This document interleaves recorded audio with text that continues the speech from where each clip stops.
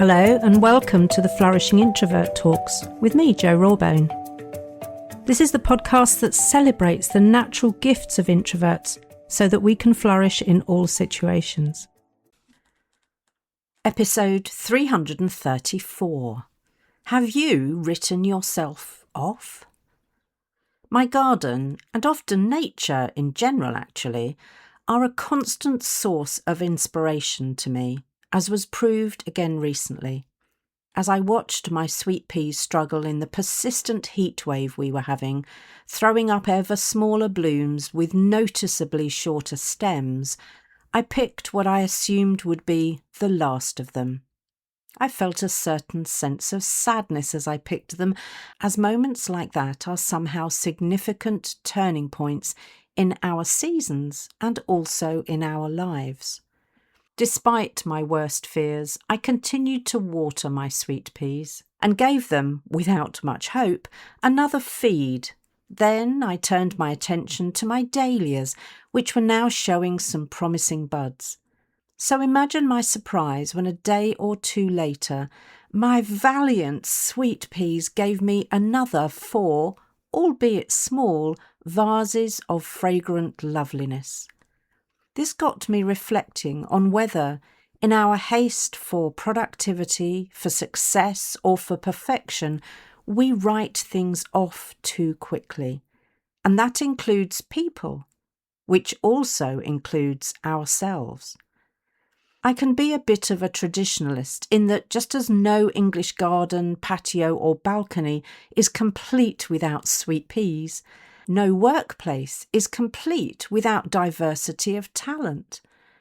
Some of that talent may need extra attention, more nurturing, and different conditions, but anyone worthy of a people manager title will know that and provide accordingly. But here's the thing about diversity. It often comes with a side helping of comparison, which isn't particularly helpful.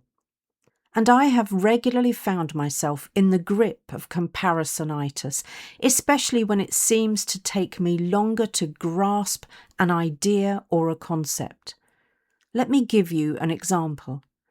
I recently discovered and subsequently shared that I have a form of dyslexia, comprehension dyslexia. As I explained in my weekly Reflections newsletter, which you can subscribe to at any time, this kind of dyslexia doesn't make words or letters jump around in front of my eyes. It affects my working memory, creating, as you might imagine, certain limitations. I had not heard of this form of dyslexia before, and I found it so helpful when it was described to me using the analogy of a leaky bucket.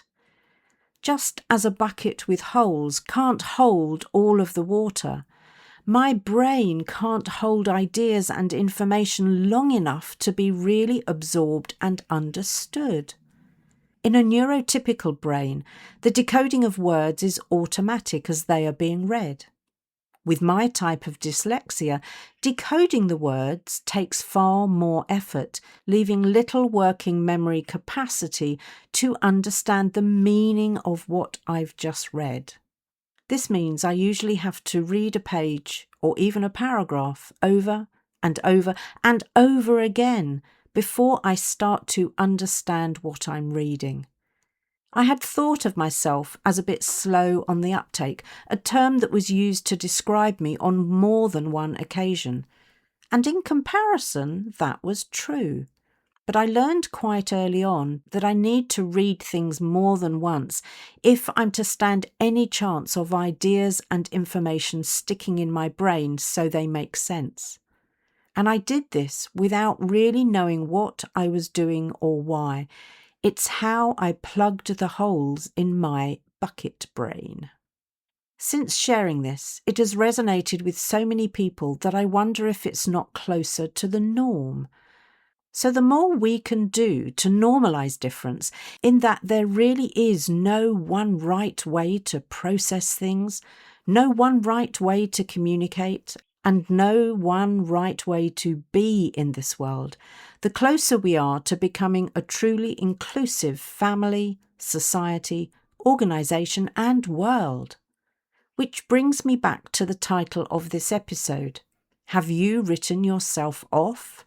If we are diverse, including being neurodiverse, which we all are, by the way, for those at the back of the room, as all brains are different, there is no such thing as too slow, too late, or too thick. So I implore managers, educators and caregivers actually, don't mindlessly compare me or anyone else in their care with someone faster, someone with better grades, someone with better vocabulary. That's really not helpful. But this isn't only about how others treat us. It's more importantly about how we treat ourselves. At what point do we write ourselves off, repeating the tired old story that there's no point, that we'll simply be wasting our time, that it won't make a jot of difference? That's living from a script that was not yours from birth, but was maybe handed to you by someone else who had bought into it lock, stock and barrel. By someone who was too scared to break the mould and do something different. By someone who thought it easier to choose the path of least resistance. By someone who was resigned to being powerless in their own lives.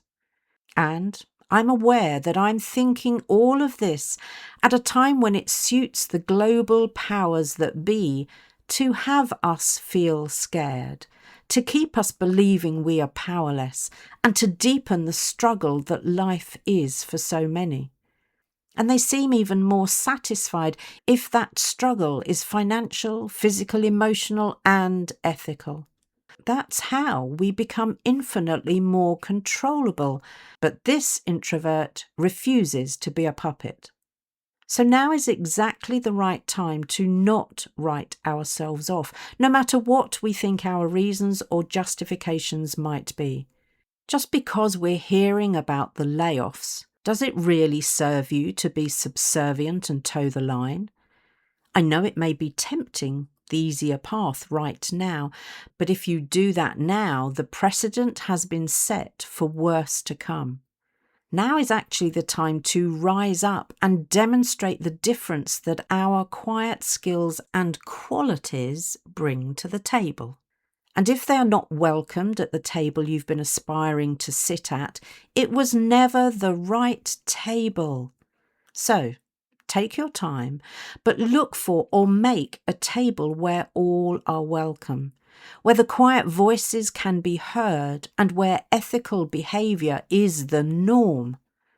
You see, if you allow the current toxic climate to curtail your potential, to convince you that you're not leadership material, that you're not worthy of that promotion, you're playing into their hands. And if this is starting to sound like a rallying call, good, because it is. If we allow ourselves to be written off by writing ourselves off, we have no right to complain. So here is my suggested process to kick yourself out of that doom loop. Firstly, allow yourself to feel the frustration, the anger, the disappointment, the sadness or the upset at how things are right now. Those emotions are real. Feel them. Then, dare to dream about how you want or need things to be and be clear on the difference.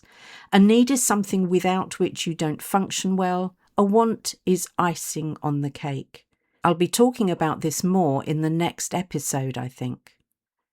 Then, determine which from that list are in your control or influence and be honest, because they are unlikely to be easy, but that doesn't mean you're powerless. Then, create your action plan, one that includes pre-charging and recharging time, and then get into action. Having accountability buddies at this stage really helps. And finally, stop watching supposed news channels and turn off the toxic social media channels. That is you making a stand to control you now. I realise this may be something very new for you. I remember when it was for me. and I'm still getting it wrong sometimes.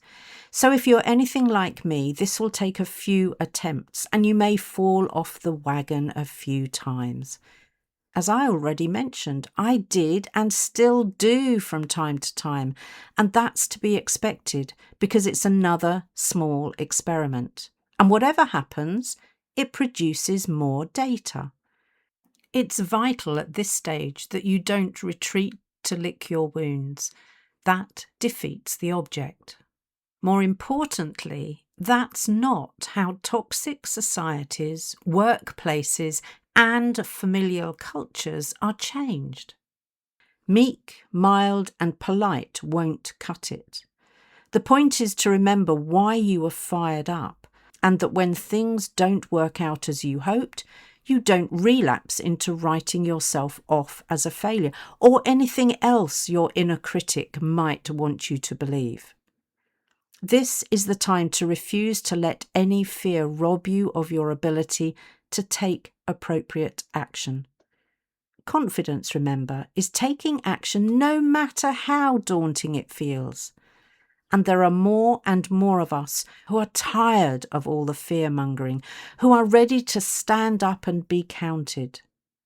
At this stage, you're taking small steps to take control of who you are, how you respond, and what you tolerate. You're beginning to break free of Big Brother's manipulation. As Eleanor Roosevelt said, no one can make you feel inferior without your consent. And in that same vein, no one can write you off without your compliance. And no one can control a free spirit. And we are all free spirits. So, as my sweet peas do so naturally, it's time to keep flourishing until you're ready to set seeds and then pause in preparation for your next iteration. If you enjoyed this episode as much as I did, then please subscribe, rate us and leave a comment, because we know that helps other people find the podcast. And if other people find us, other introverts can flourish. You are listening to an Intentional Media Production podcast.